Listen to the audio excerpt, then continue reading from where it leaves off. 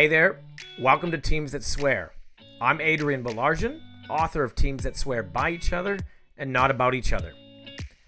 I believe the strength of any organization comes down to one thing, and that's how well its people work together, and especially how well an organization's leadership team work together.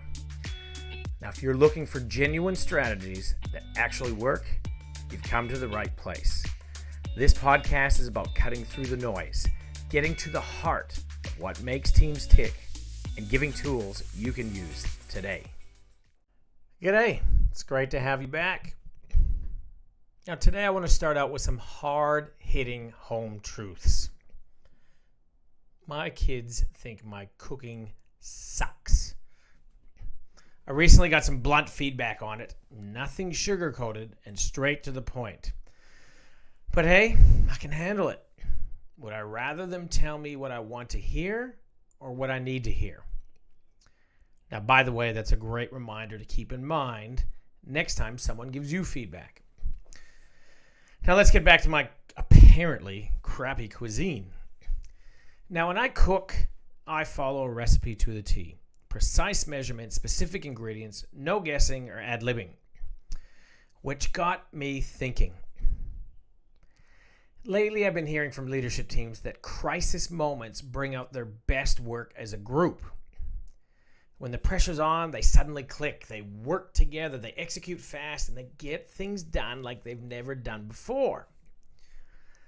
So I started asking myself, what's the secret sauce? What's the recipe that makes teams stand out in a crisis?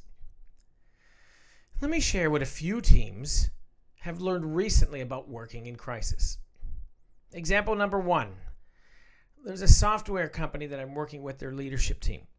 At a recent review of their AB Team Dynamics assessment, every single leader of that leadership group admitted something really interesting. They said when there's no crisis, we don't necessarily work that well together. But when a crisis comes up, we are outstanding. It's like when the stakes are high, everything and everyone is locked in. They're focused. They're working together. But when things are running smoothly, what they found was that their energy dropped and their alignment fades. Here's another example. Where were you on Friday, July 19th, 2024, when the CrowdStrike shut down all Microsoft systems worldwide? Chaos. Businesses everywhere were scrambling, and people had to say goodbye abruptly. Now, I say this because when all this was initially happening, ironically enough, I was on a Zoom call with the head of information security for a $600 million organization. Let's call this person Rafa. Mid-call, someone came up to him, tapped him on the shoulder, and all of a sudden Rafa says to me, "Hey, sorry, I need to go handle something." Click, meeting over. A few hours later, I realized what Rafa had to handle. The CrowdStrike meltdown. I felt a little bit better about the way he said goodbye. I didn't take it so personally. Now, the following week, I caught up with Rafa and his peers. Here's what they shared about the situation. They found that in their IT department, people volunteered to stay back late on a Friday night. Many offered to come in on Saturday morning to support. Some didn't even know how they could help, but they wanted to be there for their teammates. They didn't sit around debating who was responsible for what. They didn't wait for instructions. They just got on with the job. And in the end, their company became a global best practice example for how to respond to an IT crisis. And here's a third example. Here's one you may have forgotten about. The Chiang Rai Cave Rescue in 2018, when 12 boys from a junior football team got trapped in a flooded cave in northern Thailand. It took them more than 2 weeks to get everybody out, with rescue teams flying in from all over the world. Now imagine that team of responders, highly skilled people, some of the best in the world. There's probably a few big egos in that group as well. But did that matter? No. They put aside their egos. They focused on the mission and they got the job done. These are 3 gold standard examples of teams working extremely well together in a crisis moment. Now, I suspect you probably have your own examples of great teamwork, and you've probably got more stories of less than ideal examples of people working together. So this makes me wonder, why do teams work so well in a crisis? What's the recipe? Why do people rise to the occasion when everything is on the line? Well, here's what I've learned. Crisis moments are time sensitive. There's no time for drama. There's no time for politics, gossip, or ego. Decisions need to be made, and they need to be made now. Here's the other thing that I've seen. Crisis moments push egos aside. People stop worrying about who gets the credit, and they just focus on solving the problem. Crisis moments also create clarity. There's no confusion. Who's doing what? What's happening next?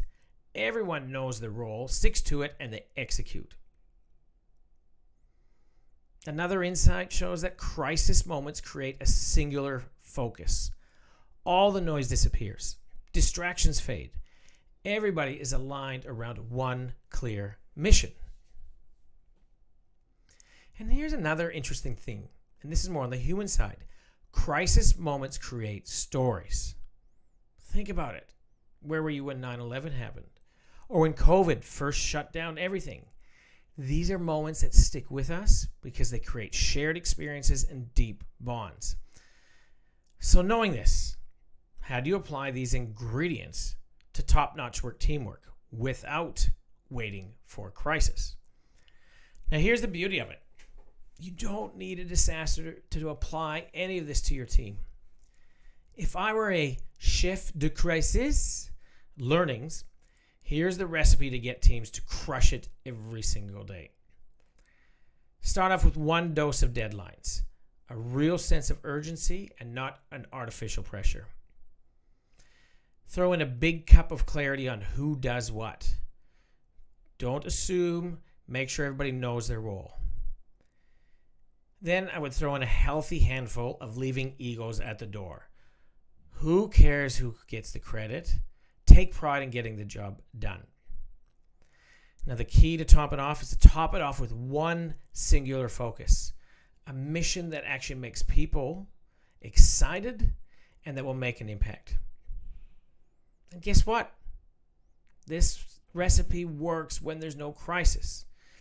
Here's a little bit of an experiment to try at your next team meeting.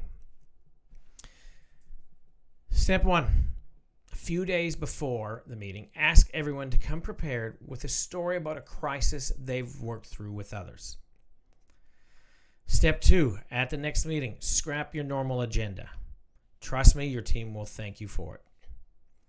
Step 3. Give each person 3 minutes to share their crisis story. Your job is to listen for patterns. Step 4, as people are telling their stories, ask them, what were the key ingredients that made the outcome successful? Then step 5, as the leader, summarize and play back to the group what you learned from their stories. And step number 6, and this is the game changer, ask your team this. How can we as a group create that same level of focus, urgency, and alignment without waiting for a bloody crisis? Then take it one step further. Throw out to the team this one question with the following 2 criteria. Ask them this. What's one big thing? What's our singular focus that we can do together in the next 3 months? Notice the deadline. Then whatever you guys decide on, it has to meet these 2 criteria. The first one is that everybody's input and efforts are required. There are no passengers on this one. And the second criteria is ask them what would make a massive difference to our team, our customers, or our business.